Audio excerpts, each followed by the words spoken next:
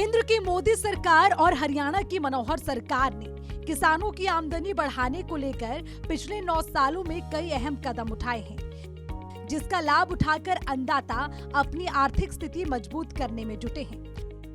अब किसानों को इस बात की चिंता नहीं होती कि किन्हीं वजहों से फसल बर्बाद होने पर नुकसान की भरपाई कहां से होगी।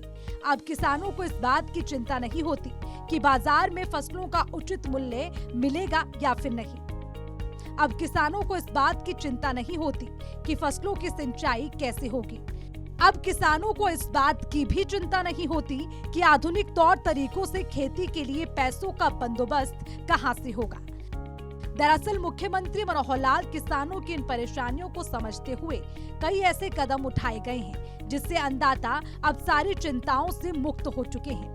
हालांकि मुख्यमंत्री मनोहर लाल किसानों से ये भी अपील करते हैं कि सरकार अपनी ओर से हर संभव मदद में जुटी है, लेकिन जब तक किसानों की भागीदारी सुनिश्चित नहीं होगी, अच्छे दिन की कल्पना करना बेमानी है। और इसके लिए किसानों को आधुनिक तौर तरीके से खेती पर बल देना होगा। बता दें कि नैनो यूरिया का प्रमोशन इसी दिशा में एक कदम है। नैनो यूरिया का प्रमोशन के लिए जो भी किसान कराना चाहते हैं ड्रोन से स्प्रे, उसमें किसान को मेरी फसल मेरा बेरा का रजिस्ट्रेशन होना चाहिए। 100 रुपये किसान की फीस लगेगी। ड्रोन और इफ्को खाद जो नैनो यूरिया है वो डिपार्टमेंट द्वारा या इफ्को द्वारा ही प्रोवाइड कराया जाएगा, तो ये किसान इसका फ़ायदा ले सकते हैं। दूसरा, इम्प्लीमेंट की हमारी स्कीम से उनकी सब्सिडी जल्द ही खाते में आ जाएगी। पिछली जो खाते में मेरे पानी मेरी विरासत का था या DSR की थी, वो खाते में डाल दी गई है। आगे जो किसान हैं अभी सनफ्लावर और मक्का की बिजाई कर रहे हैं, तो वो परामर्श लेके कृषि विभाग से तभी बिजाई करें। कृषि विभाग की इस अपील का असर भी होता दिख रहा है। बड़ी संख्या में किसान नैनो यूरिया का इस्तेमाल कर लाभ उठा रहे हैं। किसानों का कहना है कि नैनो यूरिया स्प्रे तकनीक अच्छा काम कर रही है। नैनो यूरिया स्प्रे में अच्छा काम कर रहा है, कोई ऐसी बात नहीं है। ठीक है, जिम्मेदार यूज करेंगे जैसे जैसे उतना ही अच्छा रिजल्ट आएगा। ठीक है, बस यही कहना चाहूँगा कि ठीक है, अच्छा है। हम तो वैसे पंप से, पेट्रोल वाले पंप से कर रहे हैं। ड्राउन से भी कर लो, कोई दिक्कत नहीं है, उसमें फ़ायदा ही है। बड़ी फसल है तो उसमें फ़ायदा ही होगा, कोई नुकसान नहीं है उसमें। यदि अब मोटरसाइकिल पे ही काम चल जाता है, लिफाफे में ही। नैनो यूरिया जो पत्ते वाली, चौड़े पत्ते वाली फसलें हैं, उन पे सब पे बहुत अच्छा कार्य कर रहा है।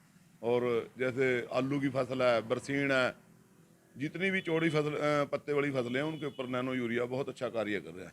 और उम्मीद है भी आगे जो सी दूसरी फसलें भी हैं उनके लिए भी सरकार को थोड़ा सा इसमें तकनीक चेंज करेगी, शायद उसके ऊपर भी अच्छा काम करे।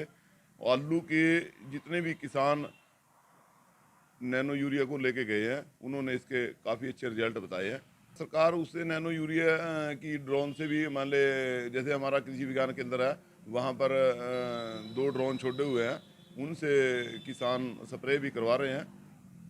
और कर तो रहे वो सारी फसलों पे हैं, लेकिन सबसे ज़्यादा जो काम कर रहा है वो आलू की फसल पे ज़्यादा काम कर रहा है। जितनी और आलू की फसल, बरसीन और जितनी भी मान ले चौड़े पत्ते वाली फसलें हैं, वो उन्हीं पे ज़्यादा काम कर रहे हैं अभी तो। बाकी तो उससे ड्रोन से स्प्रे तो सारी फसलों पे कर रहे हैं वो।